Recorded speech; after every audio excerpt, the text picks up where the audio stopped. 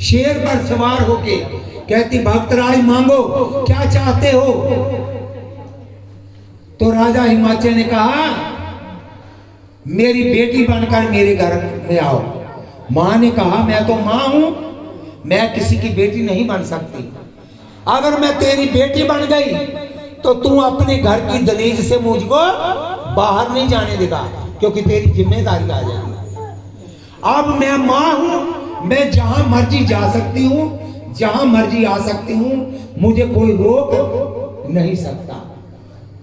तुम और कुछ मांग लो। राजा हिमाचल ने कहा इससे कम मुझे कुछ नहीं चाहिए। मां अंतर ध्यान हो गई कि मैं बेटी बनकर नहीं आ सकती, लेकिन राजा हिमाचल ने ऐसा तब किया कि मां भगवती को उसकी बेटी बनकर भी आना पड़ा। राजा हिमाचल ने मां के जाने के बाद क्या किया,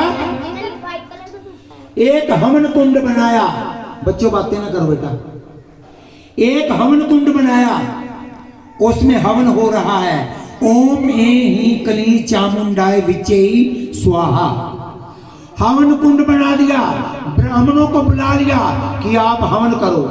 और कुंड के पास एक दरख्त था। राजा हिमाचल ने क्या किया, अपने पैरों में 100 रस्सी बांध ली। कितनी? 100 रस्सी बांधी और उल्टा लटक गया। किसके ऊपर? हवन कुंड के ऊपर। और हवन कुंड हो रहा है, नीचे हवन चल रहा है, अग्नि चल रही है, आहुति पड़ रही है। राजा उल्टा लटका हुआ है, धुआं ऊपर जा रहा है। हवन कुंड का जो सेक है, जो ताप है, वो भी ऊपर जा रहा है। और राजा ना पानी पीता है ना खाना खाता है, और हवन का घुंड, हवन का धुआं वो पीता है, और जो उसका ताप है उसको वो खा रहा है। आंखों से आंसू निकल रहे हैं, क्योंकि धुएं से आंसू निकलते हैं, और उसके आंसू जो है वो कुंड में पड़ते हैं आहुति बन करके। देखो कैसा तप किया। कितने वर्ष? 1 साल बीत गया। ओम ही कली चामुंडाय विचेई फट स्वाहा। साल बीत गया। राजा हिमाचल ने रानी को बुलाया, मैना रानी। राजा हिमाचल मैना रानी। मैना का क्या अर्थ है ये देखो। अखिल मेरा नाम जसवंत कौर, मेरा नाम मिंदर कौर, मेरा नाम निर्मला रानी, मेरा नाम राज रानी। लेकिन वो नाम क्या है मैना का? मैं ना, कि मैं कुछ भी नहीं। जिसने अपनी मैं को मार दिया वो मैना बन गई। ए माई सच्चियां जोता वाली, उसको कहते मैना। मैना को बुलाया, आओ। मैना रानी आई। राजा हिमाचल ने कहा रानी तलवार लेकर के एक रस्सी काट दो। रानी ने एक रस्सी काट दी। हवन कुंड चल रहा है। 1 साल फिर बीत गया। रानी मैना को बुलाया, बताइए महाराज। बोले इस रस्सी को काट दो। दो रस्सी काट दी।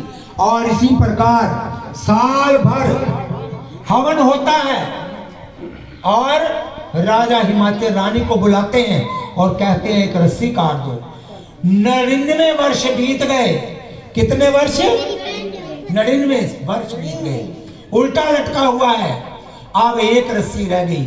हवन कुंड चल रहा है, हवन हो रहा है।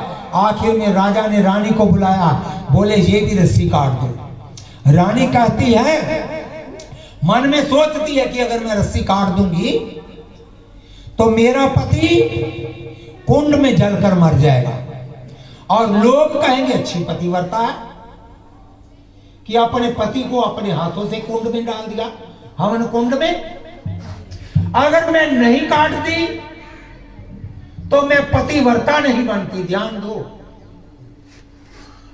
राजा कहे जल्दी रस्सी काटो, और रानी सोच रही है कि क्या करूं। आखिर उसने अपने पति का कहना माना और तलवार को जब उठाया, हे मां जगदम्बे जगत जननी जग कल्याणी, हे मां मेरी रक्षा तुमने करनी है, तेरा नाम लेकर के मैं ये रस्सी काट रही हूं। जब रस्सी के पास पहुंची, मां भगवती प्रकट हो गई और रानी की बाह को पकड़ लिया। हे माई सच्चिया जोता माता दी ठाठी सदा ही जय। 100 वर्ष तप किया तो मां भगवती प्रकट हुई, हाथ पकड़ लिया, रानी का रस्सी नहीं काटने दी, बोली राजा मैं तेरी बेटी बनकर आऊंगी।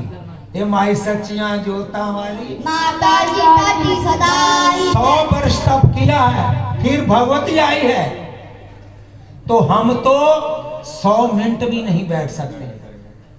हमको कीर्तन में 100 मिनट भी बहना क्या, हम तो 10 मिनट भी नहीं बैठ सकते। जब हम माला लेकर बैठेंगे वो बातें हमारे आगे आ जाएंगी जो कभी आई ही नहीं।